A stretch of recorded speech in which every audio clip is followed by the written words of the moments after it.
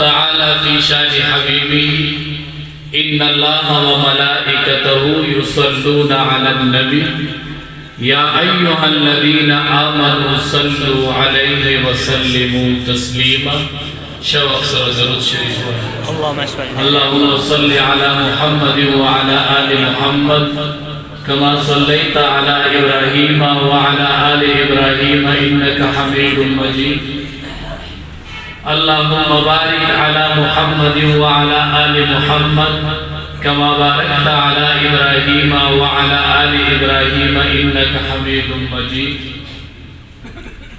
چکلم رسول الله صلی الله علیه وسلم هم ذکر شي نشوق سر صلی الله علیه وسلم لا پیوای در رسول الله صلی الله علیه وسلم نزدی مرګره ابو بکر صدیق رضی الله تعالی عنہ دای ډیر نزدی مرګره او دسی مرګتیای و چې قرآن د هغې مرګتیا ذکر کړی دی. اذ یقول لصاحبه لا تحزن، کله چې د دواړو جهادو سردار خپل ملګري ته ووایي لا تحزن مه غمجنېږه ان الله معنا، الله زموږ سره دی. چې کله دواړه غار کې وو مشرکین رالل دی په تالاش کې ګرځېدل، چې کله د هغې غار سر نه رالل نو دی د مشرکانو خپې ولیدلې. نو ابوبکر صدیق رضی الله تعالی عنه د دواړو جهادو سردار ته وایي د الله حبیبه دی کو خپلو خپو ته وکتل کته خپې ښکارېدلې، وی که دی خپلو خپو ته وکتل خو ما تا به وویني ځکه مونږ ته یې خپې ښکاري، نه که دی لاندې وکتل نو ما تا خو به یې لیدي وو. نو د دواړو جهادو سردار ورته وایي ما ظن باثنین الله ثالثهما، اے ابوبکر ستا په هغې دوو کسانو څه ګمان دی چې دریم ملګری د هغې رب العالمین دی. ابوبکر صدیق رضی الله تعالی عنہ مطمئن شو. د دواړو جهادو سردار ورته وایي مونږ دوه نه یو که نه دوه یو، خو الله ثالثهما دریم ملګری زموږ رب العالمین دی. لا تحزن ان الله معنا، داسې نازکو ځایونو کې ورسره ملګرتیا کړې. په لاره دواړه روان یو کس ورله مخې له ورغی، وی دا کس څوک دی دا تا سره چې روان دی؟ ابوبکر صدیق رضی الله تعالی عنه ته وایي دی وایي که ورته وام چې دا خو امام الانبیا دی نو خلق خو ورته تکلیف ورکوي، نوې زمانه ده، که وام چې نه دی نو دروغ راځي. نو ورته وایي رجل یهدی للسبیل، دا یو سړی دی چې ما ته لاره ښیي. هغې کس مطلب دا و چې دنه لار خطا شوې ده او دا مقامي سړی دی دی ورته لار ښیي.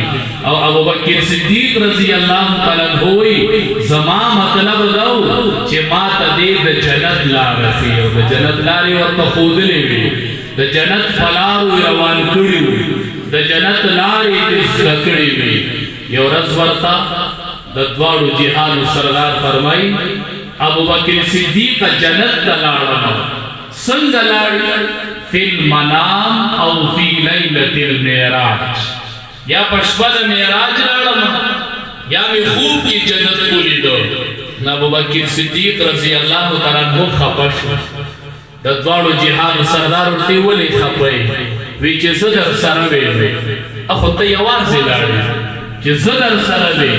نبی کریم صلی الله علیه وسلم ابوبکر صدیق مه خفه کېږه، دا زه چې کوم جنت ته تللی وم دا زما په تمام امتیانو حرام دی څو پورې چې ابوبکر صدیق رضی الله تعالی عنہ ورتلی. هلته خو به ړومبې ته ځې.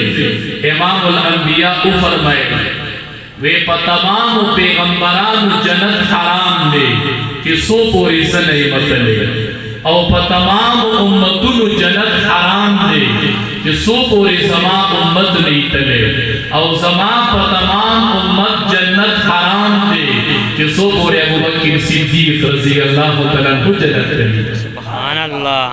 دسی مرگره دا مرگتیا دا مرگتیا خوان کئی دا حضر مرگره دا سفر مرگره او پغار کی مرگره دا دوارو جہان سردار وردوئی ابو بکرہ انت صاحبی فی الغار و صاحبی علی الحغار کی زمان مرگره ایبا پا حوض کوثر کی بمت زمان مرگره نقار مرگتیا دکڑی دا ابو بکرہ و صاحبی علی الحوض حوض کوثر کی بمت زمان مرگره دا غار پا بدلہ کی دا حوض مرگتیا ہوا زمان مرگتیا دا مرگتیا ہوا اتفاقی خبر ادا علماء نتقوص وکے دوارا دا دریش پہ تکال پا عمر کے وفات شوی دوارا پا عمر کے یو شاہ یو عمر جولی کرے لے دا خود دی اختیاری خبر اخوناو صرف ابو بکر صدیق رضی اللہ تعالیٰ عنہ دی دوکال رسو وفات شو